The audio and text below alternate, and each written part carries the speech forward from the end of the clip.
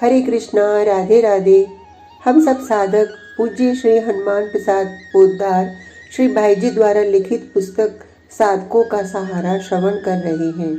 इसके अंतर्गत साधकों से प्रसंग की बात चल रही है, जिसमें भाई जी बताते हैं कि साधना में सफलता प्राप्त करने के लिए भगवान से प्रार्थना करनी चाहिए और उस प्रार्थना को किस प्रकार करनी चाहिए इसके बारे में वे बता रहे हैं।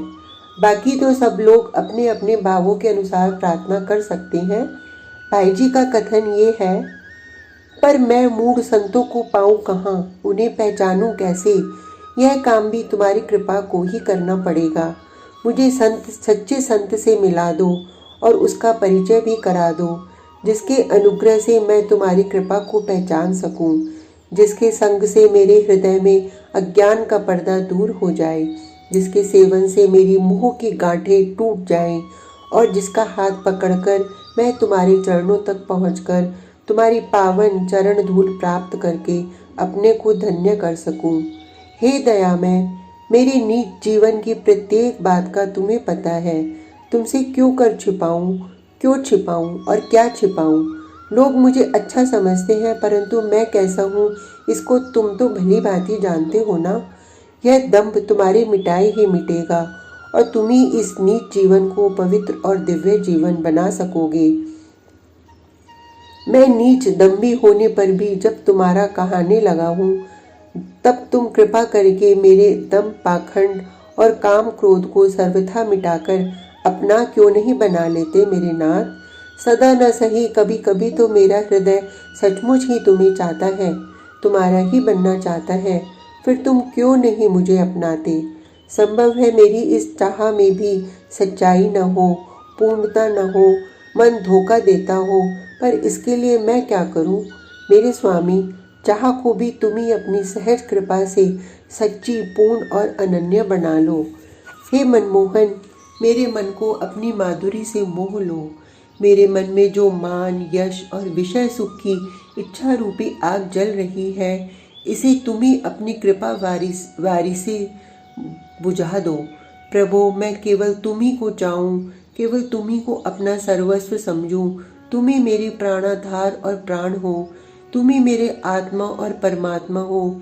इस बात को जानकर मैं केवल तुम ही से ही प्रेम करूं। तुम्हारे इस प्रेम प्रवाह में मेरा अपना माना हुआ धन, जन, मान, मोह सब बह जाए। तुम्हारे प्रेम सागर में सब कुछ डूब जाए। मैं केवल तुम्हारी ही झांकी करता रहूं। ऐसा सौभाग्य दे दो मेरे प्रियतम। फिर सारे जगत में मुझको तुम ही दिखाई पड़ने लगो। सारा जगत तुम ही हो जाओ। मैं सब में, सब ओर, सदा सर्वदा तुम ही को ही देखूं। सब तुम्हारे ही स्वरूप में परिणित हो जाएं। आहा, वह दिन कैसा सुदिन होगा, वह घड़ी कैसी शुभ घड़ी होगी, वह क्षण कैसा मधुर क्षण होगा और वह स्थिति कैसी आनंदमय होगी। तब ऐसा हो जाएगा। तब इस जगत में मेरे लिए कोई पराया नहीं रहेगा। तब मेरे मन के राग, द्वेष, बैर, विरोध, सुख, दुख आदि सारे द्वंद्व मिट जाएंगे और मुझे सब ओर विशुद्ध प्रेम, सब ओर अपार आनंद, सब ओर अनंत शांति और सब ओर सौंदर्य माधुर्य भरी तुम्हारी मनमोहनी मूर्ति दिखाई देगी। मेरी साधना सफल हो जाएगी। मैं निहाल हो जाऊंगा, क्योंकि उस समय मैं और तुम, बस हम दो ही रह जाएंगे। मैं तुम्हारी मनमानी सेवा करूंगा और तुम उस सेवा को स्वीकार कर मेरी सेवा करोगे। सभी बातें मेरे मन की होंगी। नहीं, तब मेरा मन भी तो मेरा नहीं रहेगा, वह तो तुम्हारे ही मन की छाया बन जाएगा। अतः सब तुम्हारे ही मन की होगी। तुम जब तक अपने महान संकल्प से मुझे यह अलग रखकर मुझसे खेलोगे, तब तक मैं परम धन्य और परम सुखी बना तुम्हारे साथ तुम्हारी रुचि के अनुसार खेलता रहूँगा। और तुम जिस क्षण अपने संकल्प को छोड़कर अपने उस खेल को समेटकर मुझे आलिंगन करना चाहोगे, उसी क्षण मैं तुम्हारे विशाल हृदय में समा जाऊंगा। यह खेल भी कैसा मधुर होगा। मेरे मधुरिमामय मोहन, मेरा यह सुख स्वप्न सच्चा कर दो मेरे सनातन स्वामी। जब तक ऐसा न हो तब तक इतना तो हो ही जाए। मैं एक क्षण भी तुम्हारे पवित्र स्वरूप और मधुर नाम को न भूलूं। जगत में किसी भी प्राणी का मेरे द्वारा किसी भी रूप में अहित न हो। मैं सभी का हित चाहूं और हित करूं। विषय सुख, धन संपत्ति, मान, यश की इच्छा कभी मन में न पैदा हो। जीवन का प्रत्येक क्षण तुम्हारे स्मरण सहित तुम्हारी सेवा में बीते। जगत के सभी जीवों की मैं तुम्हारे नाते सदा विनम्र भाव से सेवा करता रहूं। मेरा तन मन सदा पवित्र रहे। एक भी बुरा कार्य शरीर से न हो, एक भी बुरा विचार मन में न आने पाए। जीवन का लक्ष्य केवल तुम्ही को पाना हो। तुम्हारे प्रत्येक विधान में मुझे संतोष रहे और सांसारिक दृष्टि से मैं भयानक से भयानक दुखमयी स्थिति में भी कृतज्ञ हृदय से तुम्हारा स्मरण करूं और अपार आनंद का अनुभव करूं। तुम्हारे लिए मैं बड़े ही सुख से, अपार उल्लास से मान और प्राणों का त्याग करने को तैयार रहूं और करूं। इंद्रियों और मन पूर्ण रूप से संयत रहे और उनसे सदा तुम्हारी सेवा होती रहे। मेरी अपनी वासना, कामना, इच्छा कुछ भी न रहे, मोक्ष की भी नहीं। मैं तो बस तुम खिलाड़ी के हाथ का खिलौना बना रहूं। यंत्र की पुतली की भांति तुम्हारे नचाए नाचूं, उठाए उठूं, बैठाए बैठूं, सुलाए सोऊं, रुलाए रोऊं, हंसाए हंसूं, जिलाए जीऊं और मारे मर जाऊं। मैं अपने मन से कुछ भी ना करूं, मेरा अपना मन ही ना रहे। तुम जो कुछ कराना चाहो वही मेरे द्वारा बिना बाधा और बिना संकोच होता दिखलाई दे। मेरे लिए सुख दुख, मान अपमान, हानि लाभ सब समान हो जाएं।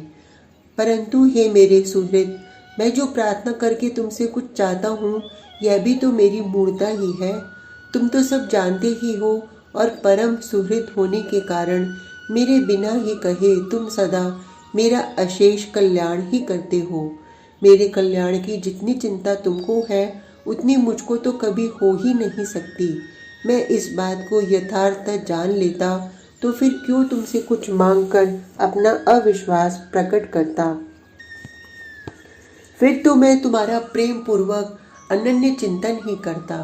तुम कल्याण में जो कुछ भी करते उसमें मेरा परम कल्याण ही तो होता।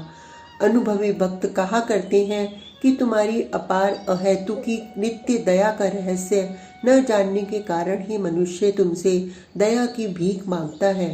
तुम्हारे सहज कल्याणकारी परम सुहृद स्वरूप पर विश्वास न होने के कारण वह तुमसे भोग सुख और मुक्ति के आनंद की कामना करता है। तुम्हारे प्रति पूरा भरोसा न होने के कारण ही साधक अपनी पारमार्थिक मांग तुम्हारे सामने रखता है। हे प्रभु, मेरे इस अज्ञान और अविश्वास का, मेरी इस अश्रद्धा और अनास्था का नाश कर दो, जिससे मैं केवल तुम्हारे चिंतन परायण ही हो रहूं। तुम्हारे चिंतन को छोड़कर मुझे अन्य किसी वस्तु की आवश्यकता ही न हो, स्मृति ही न हो।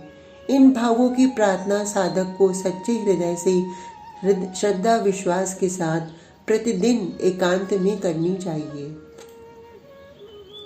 नंबर 10, साधक को सदा आत्मनिरीक्षण करते रहना चाहिए।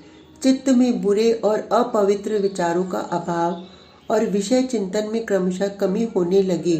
भगवान में अहेतु की प्रीति, निष्काम भाव, शांति, एकाग्रता, आनंद, संतोष, समता, प्रेम आदि गुणों का प्रादुर्भाव होने लगे तो समझना चाहिए कि उन्नति हो रही है।